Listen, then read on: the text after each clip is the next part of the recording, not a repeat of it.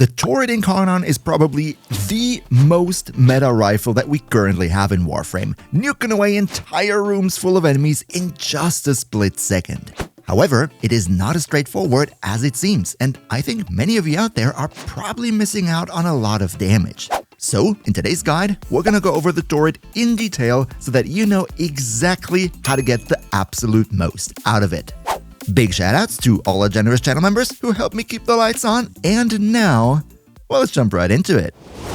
Okay, so first things first, where do you even get the Torid, just in case you don't have it already? Well, this is luckily pretty simple. The base Torid, you can get it simply from the infested lab in your clan's dojo, and then you can construct it in your foundry. However, nobody really plays the Torid for its base form, so in order to get the most out of it, of course we want to turn it into its Incarnon form, for which, of course, we will have to get the Incarnon adapter from a weekly Deviri circuit rotation, bring it to Cavalera on the 0man10-0, and then install it on our normal Torid.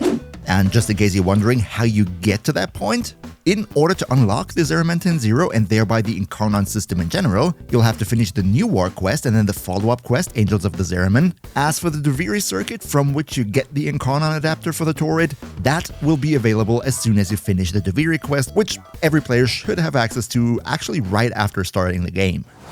But okay, now that you know how to get the Torid in case you don't have it already, let's talk about how the darn thing actually works. In its base form, before you activate the Incarnon mode, the Torid is an infested grenade launcher firing a projectile that creates a toxin cloud on impact. Its base stats are nothing to write home about, and if we're being real, nobody really plays the Torid for its normal mode, but rather for the Incarnon, about which we're going to talk right now.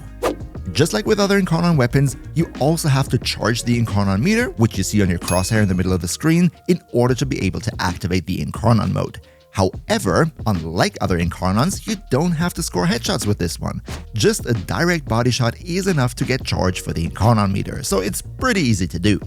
Once the Torid is transformed, it's gonna turn into a beam weapon that fires out a continuous beam, dealing toxin damage, and when you hit an enemy with that beam, this beam can connect to up to 5 more enemies, creating a sort of chain. So, in other words, you can hit up to 6 enemies with one Torid beam. Just one note on the side here, only the first enemy in the chain will take the full damage, and then every subsequent enemy will have their damage reduced by 25% based on how much damage the enemy before them have gotten. Now, that all in all sounds already pretty nice, hitting up to 6 enemies with just one beam. However, we are just getting started because there is way more. See, the Torid Incarnon does not only hit the target that you directly touch with the beam. In fact, there is an invisible AoE effect on the point where your beam makes contact, and this invisible AoE has a 3-meter radius where every enemy that is in that AoE will also get hit just like they were hit with the beam directly, and they then also create their individual beam chains that can also connect to even more enemies out there. So, as you also see in the background right here, the Torid Incarnon has an insane AoE capability. And now that we're talking about the beam mechanics and the AoE that can create even more of those beam chains, let's go for 1 second very much into detail on how exactly those beams and the AoE work, because that's very important to understand how to build the weapon most effectively. See, as I just said, if you either hit an enemy directly with the beam from your weapon, or they are in the invisible AoE around the point where the beam hits the surface, they will be hit for the full damage and they will create this chain of up to 5 more enemies. Those chains can only link to other enemies, so they can't link back to enemies that are already in that same chain. However, if you have multiple chains present at the same time, it is possible that one enemy is being targeted by 2 different chains at the same time, making it so that they take way more damage. Now, the reason why all of this is so incredibly busted is what we see right here. As I just said, when you create this AoE on beam impact, every enemy in that AoE is hit and creates their own chain. And while each and every one of those chains individually can't link back onto themselves, they can link onto other enemies, meaning in an ideal situation we have something like this here, where each and every one in the AoE creates a chain that links to each and every other one in the AoE, so you have this crazy cluster of beams constantly hitting the enemies for damage, inflicting status effects and all that, and this is exactly why the Torid is so incredibly busted and why it is at its strongest whenever there are a lot of enemies clumped up in a small area. And just by the way, what would be incredibly busted from a YouTube algorithm standpoint would be if you could maybe drop the video a like, because that always helps big time. So cheers so much for your support. Alright, so now that we know how exactly the Torid works, let's talk about the elephant in the room, that being that, well, the Torid is an Incarnon weapon. That means it gets Incarnon evolutions, and you might be wondering which ones to pick, so let's talk about that next. Evolution 1, just like with all the other Incarnons, only enables the Incarnon mode, so there's nothing to choose here. For Evolution 2, it's very black and white. We go for the one that gives you 51 more base damage, because that is more base damage and the rest doesn't apply to this weapon most of the time, so we ignore that. Evolution 3 is up to your personal preferences. I've heard voices saying that the plus projectile speed actually makes your beam longer, but whenever I tested it, I couldn't feel a difference, so I'm just gonna say go with whatever you like. As for the last evolution, and also the strongest one by far, it comes down to how exactly you want to use the Torid. If you want to build it either into a viral hunter munitions weapon, or you just want to deal as much direct damage as possible, then the plus 20% crit chance is the one to go. If you want to deal status effect but also have a good chunk of crit for that direct damage, then the 15-15 is probably the best deal to strike. As for specific status heavy builds, like going into a lot of damage over time effects, in that scenario, you probably prefer the 34% more status chance. But don't worry, we're gonna get into all of those different build options here in just a minute. Okay, now let's talk about the builds, but before we get to it, I have a disclaimer to make. Because of the fact that the only way most people use the Torid is for its Incarnon mode, everything I'm about to say is based on that very playstyle. So let's get right to it, and here I want to start out with the things that you actually don't want to use on the Torid, which might come as a surprise to quite some of you. First of all, let's talk about punch through, which is going to be a very short matter because it simply doesn't work. Just don't use it, you're not going to have anything from that. The next point though probably comes as the biggest surprise here, and that would be multi-shot, where I'm not going to say don't use it, but it is a bit more complicated for the Torid Incarnon. See, when you directly hit an enemy with the Torid, that enemy will receive the full multi-shot bonuses, and all the other enemies in the chain created from this enemy will also get the full multi-shot bonuses. However, the enemies that are hit by the Torid only through the AoE, and all the enemies in their chains, to them, it's like multi-shot is not even modded on the weapon. It completely doesn't exist. What that means is, if you want your Torid Incarnon to deal the maximum damage to a few tougher targets, then multi-shot is still a viable option. However, if you want to use it as the quote-unquote meta room nuker that hits everybody in a big AoE at the same time, in that case, I would say better take multi-shot out and replace it with something else, maybe with more base damage, maybe with more crit chance, whatever you see fit.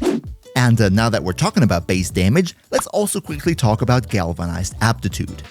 Now, for those of you who are a bit more familiar with the condition overload mechanic in Warframe, you probably know that mods like Galvanized Aptitude are the most spaghetti codey thing in the entire game, and there is a full page on the wiki just listing all the exceptions from the rule on how this mod interacts with different weapons. However, surprisingly, the Incarnon fire from the Torid is not listed here. I couldn't find anything special on the internet about it, and from my own testing, I can also say Galvanized Aptitude does seem to work exactly as it says on the Incarnon fire, meaning it is a viable option to give you more status chance and some additional base damage on top. However, there is one mod and one mechanic that for the Torid, more than for any other weapon in the game, is absolutely essential to buff up your damage so hard that you're probably even doubling it. And that is the mod Firestorm, or also in its Prime version, Prime Firestorm.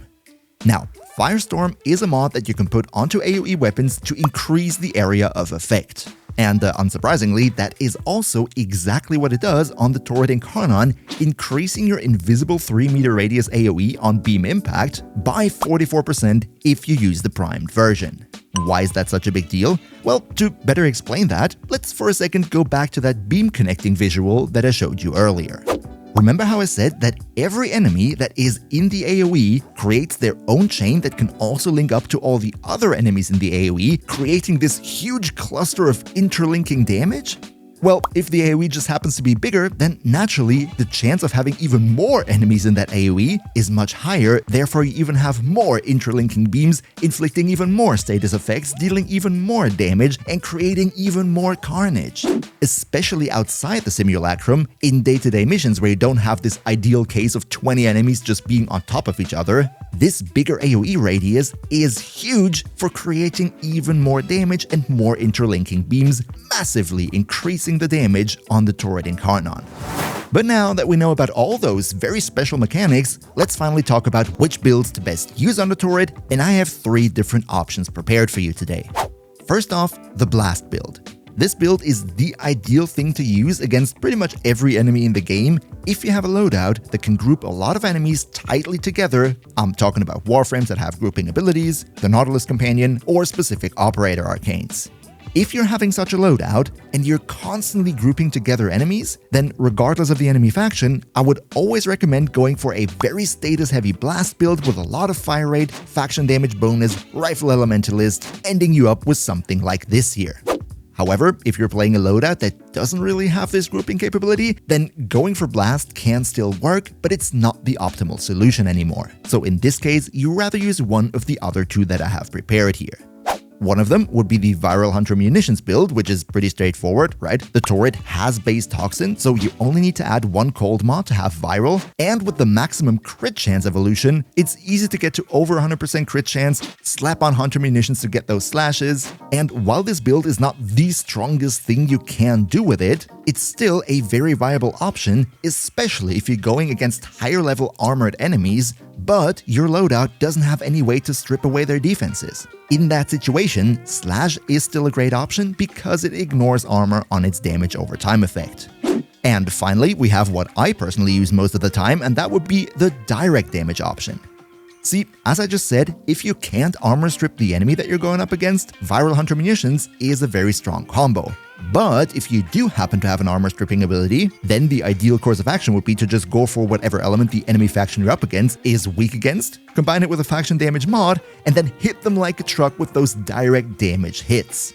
This is very strong, but as I said, only if you manage to defense strip the enemies first. But how do you play your Torid? I gotta admit it was a little bit difficult to find out which one was objectively better in which situation because the Torid is just so incredibly strong that everything melts away, no matter if the build was absolutely ideal or just decent. So feel free to put me your suggestion in the comments down below. While the Torid might be the best group clearer in the game, when it comes to single targets, then there are better options, for example the Fenmore, about which I already have a guide right here, so you might want to check that out next. Another massive shout out to Niels V, Demonoid Zell, Demon Emperor, Emperor Prime, Nos Linux Gaming, Turtlepeer, Lycon Shepherd, Anakanio2, Pepperwolf, Streamjet21, SignUpKing5000, Mihawk HE, Yagis, Hoke Hunter, and all other generous channel members for your continuous support. We see each other, hopefully in the next one, and until then, as always, good loot.